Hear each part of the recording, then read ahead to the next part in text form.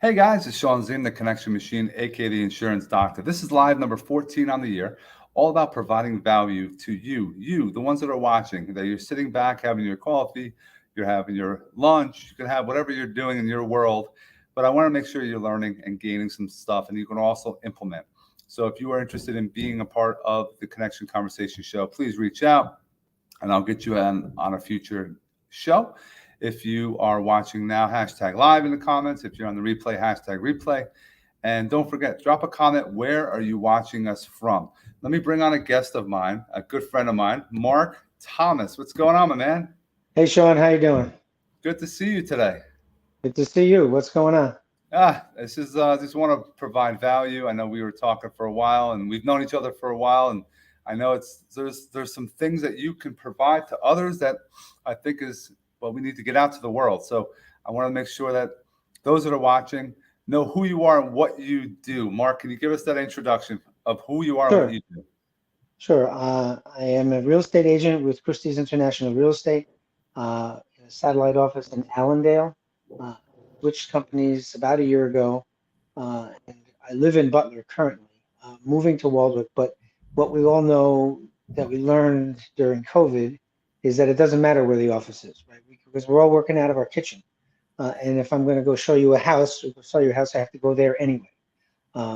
And I have 30 years of architectural experience as my background, plus the time in college and all that jazz, but actually practicing as an architect about 30 years. So I bring to the table something that other real estate agents can't bring, and that is 30 years of architectural experience. I mean, I know my way around a house. Mechanicals aren't my expertise, and I don't claim to be a home inspector. I don't go there. But if I go in there into a house and I find something that's really egregiously wrong, I'll let you know right away as a buyer that you don't need to wait a month for the home inspector to come in here. I can tell you right now, you don't want this house because you can't afford to fix this, or you don't want the trouble to fix it. Other things that I've heard people say, it's like, oh, they go and look at the house. Oh, well, we can add this and we can do that. And well, maybe you can add this, you think you can, but if the house is on the property line or doesn't meet the setbacks or has too much lot coverage, you may be required to go for a variance. In order to do it, you have to check the zoning. You can't just say you can do this and do that. And a lot of people go around saying, well, you can, and other realtors as well. I'm not trying to discredit anybody, but it happens. So these are things you need to know, you need to check, and right, crazy, as we all know. So people are asking, well, what if I just bought something and tried to flip it quickly? And it's like, well, unless you're in the builder world, you're paying retail, and there's not enough meat on the bone. So many people are looking for two-family homes. And is it zoned for a two-family home? Just because it's currently a two-family home doesn't mean it's okay and it's zoned for that. You need to check. Maybe we can add in a bedroom. Well, is it a septic? Is it public storage? Maybe you need to make sure that the septic can handle it, and the town is going to approve it before you go signing it on the dotted line. As a seller, I can tell you what things are going to come up in an inspection that are going to knock you out of the box. And even now with the seller's market, a septic that fails is about a $30,000 to $35,000 price tag. So, and it takes time. So that's something that sellers might not want to do, but buyers aren't going to pay for it. The other thing is an oil tank that may be underground that could possibly be contaminated. If it's leaking and you don't know, sometimes people have them insured. And if they were filled with sand and decommissioned, that no longer flies. You're going to have to remove it. I want to pause you for a second because you said some phenomenal things. As far as one major thing is, you will tell somebody that they shouldn't be buying a house, and in a real estate world, that's not normal, right? You're trying to make right. That's just so those that are watching. That is key as far as who you're working with. If they're looking at you as a paycheck, that's a whole different story. But hold on one quick second.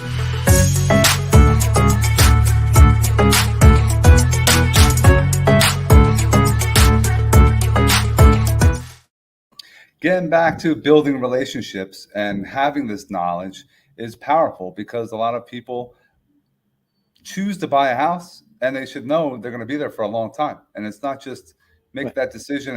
It's quick and over and easy. It could be taking some time. So it's important that you work with somebody that has some knowledge and can provide that knowledge because it's key. It's very, very valuable.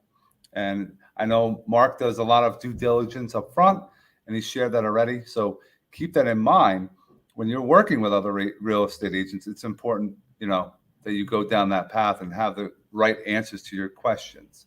Now, even with real estate, you're very passionate about art. You're into architecture. You're into. I know we talked about before we went live. What's that passion? What do you like to do in that? Well, the design part is, if I go into a house that is a traditional Cape, I don't particularly get excited. But then again, I'm not a first-time home buyer, right? So sometimes things suit people. And in the architecture world, people want you to, I designed and built my own house, which we just saw. And everybody that comes in here that was looking at it thought it was beautiful and so on and so forth. But nobody, as far as getting the design work and doing the design work, it takes a tremendous amount of time. And I was my own worst client as far as the designing of my house. And it takes a lot of time and nobody wants to pay for that time. So, they want you, because the answers don't just happen, right? Like if somebody's writing a book or somebody's doing a piece of artwork, they step away and you come back, right? So that's a whole different thing. But so I do have vision that I can see past, a dirty carpet and try to explain that to my clients. But some people just can't see it. But They really can't. They can't. They see the they can't. color. They see the carpet, It's like you right. said. It's like, And oh, we should buy this house. and an odor, is enough to really turn people off, right? If you go in the house and the house smells like dog or smoke or cat or whatever it might be, or but two key things for this market. Well, three actually.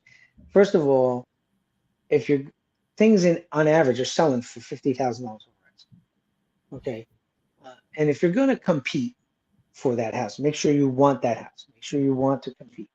And the supply and demand is still running the show. So there's no competition. So if you need a house, there's 20 people trying to get the same house.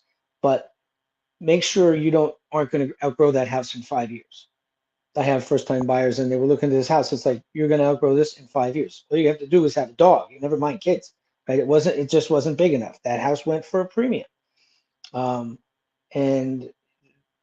the other thing I want to share is that everybody says that I'd love to sell my house because I could get a lot of money, but I don't want to buy now because I'm going to pay a premium. But if the supply and demand doesn't change and the interest rates go up, you're going to actually pay more. And the other thing is, if everybody that said there's no place for me to go, and therefore I'm not putting my house on the market, if everybody that said that did that, put their house on the market, guess what? There'd be a whole bunch of places to go, right? So I don't know if I have sellers listening right now or in the future, but that's a message that they need to get. Uh, I have people, their father said it's not a good time to buy a house. Well, it might not be a good time to buy a house, but in a year it might be a worse time to buy a house. And a year ago, actually, everybody was saying it wasn't a good time, and it's more competitive now than it was a year ago. A house in Montclair, I believe, was around 950, and I think it sold for something like $500,000 Over. Yeah. over. You can buy another house.